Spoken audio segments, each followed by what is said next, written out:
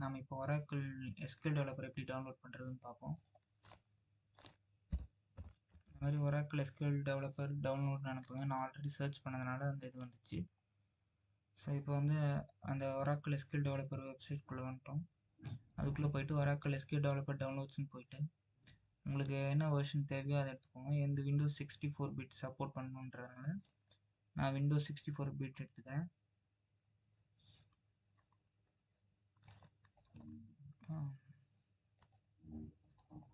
So இதோட எதுக்கும் நம்ம சேஃப்டிக்கு பார்ப்போம் என்ன இருக்குன்ட்டு.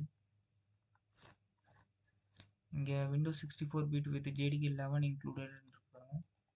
ஸோ இதில் என்ன போட்டிருக்காங்கன்னா நீங்கள் SQL டெவலப்பரும் and embedded key of Java SDK kit, so இதுவும் ஜாவா டெவலப்மெண்ட் கிட்டும் சேர்த்து இந்த இதில் இருக்குது. ஸோ இது ரன் பண்ணும் போதே எம்பர்டடாக இருக்கிறதுனால டிஃபால்ட்டாக வந்துடும், நமக்கு இன்ஸ்டாலேஷன் ப்ராசஸ் ப்ராப்ளம் வராதுன்னு சொல்லி போட்டிருக்கோம். ஸோ வந்து நம்ம JDKவோடு சேர்த்து டவுன்லோட் பண்ணுவோம்.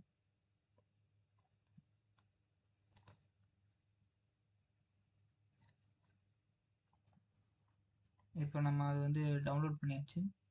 ஸோ அந்த ஃபோல்டரை எக்ஸ்ட்ராக்ட் பண்ணிக்கிறேன்.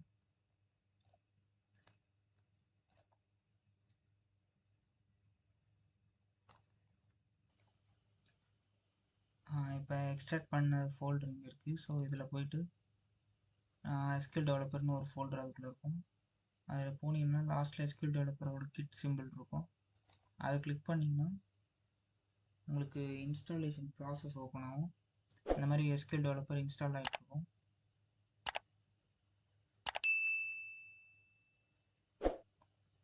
உங்களுக்கு இந்த மாதிரி hide all installation, import preferences from previous SQL developer அப்படின்னு சொல்லி கேட்பாங்க.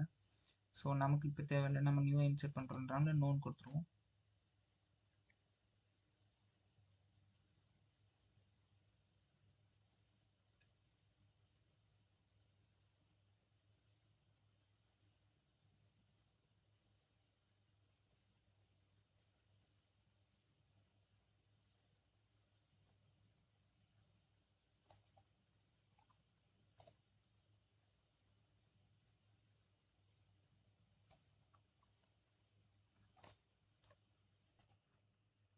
இப்போ நம்ம என்ன பண்ண போகிறோம்னா நியூ கனெக்ஷன் க்ரியேட் பண்ண போகிறோம். சிஸ்டம் அட்மினை வந்துட்டு நம்ம க்ரியேட் பண்ண போகிறோம்.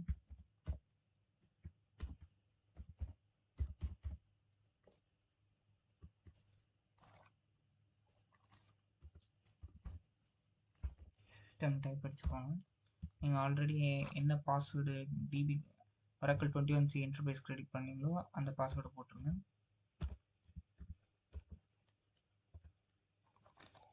அப்புறம் இது ஒர்க் ஆகுதா இல்லையான்றது நம்ம என்ன பண்ணுறோம், டெஸ்ட் போட்டு பார்ப்போம்.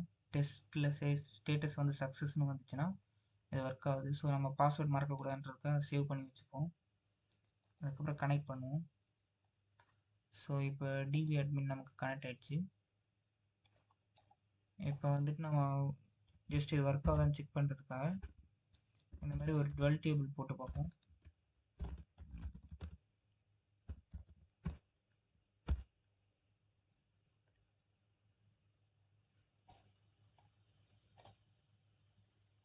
ஒர்க் ஆகுது.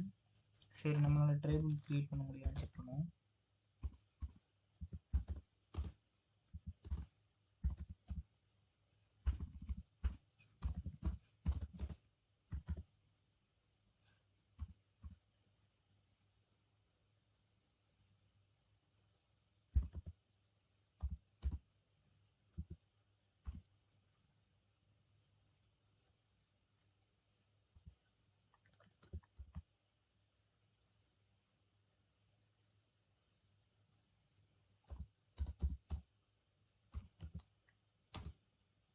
சும்மா செக்கிங்ன்றதுனால நான் இஷ்டத்துக்கு கொடுக்குறேன்.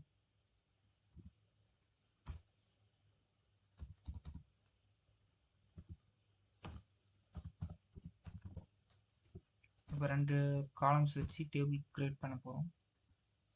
ஒர்க் ஆகுதான்னு செக் பண்ணுவோம். டேபிள் க்ரியேட் ஆகிடுச்சு. ஸோ இந்த டேபிள் இப்போ அவைலபிலிட்டியாக இருக்கான்னு செக் பண்ணுவோம்.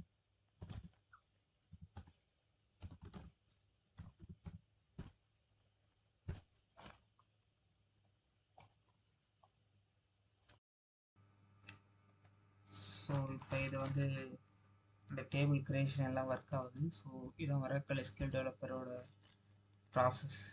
ஸோ டவுன்லோட் பண்ணியாச்சு, நமக்கு டேபிள்ஸ் எல்லாம் ஒர்க் ஆகுதான்னு பார்த்தியாச்சு. ஸோ இதுக்கப்புறம் நான் இந்த டேபிளை ட்ராப் பண்ணிடுறேன், ஏன்னா இது எனக்கு தேவையில்லை. ஸோ அதனால் டேபிள் எனக்கு வேணான்றதுனால இந்த டேபிள் நான் ட்ராப் பண்ணிக்கிறேன்.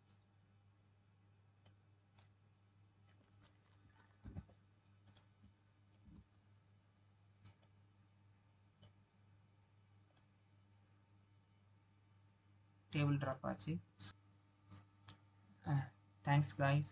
நான் இந்த Oracle SQL டெவலப்பரை வந்து டவுன்லோட் பண்ணி அதை எப்படி ஒர்க் பண்ணுறதுன்னு காட்டியாச்சு. ஸோ இதுக்கப்புறம் இனிமேட்டு Oracle SQL என்னென்ன ப்ராசஸ் இருக்குது, எப்படி டேபிள் க்ரியேஷன், மொத்தமாக ஸ்கீமாஸ் எப்படிலாம் பண்ணுன்றதை பற்றி நான் ஃப்யூச்சரில் சொல்கிறேன்.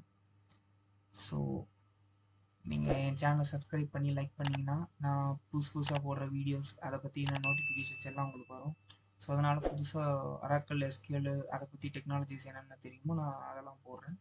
ஸோ அது உங்களுக்கு தெரியறதுக்கு வாய்ப்புகள் அதிகமாகும். நன்றி, வணக்கம்.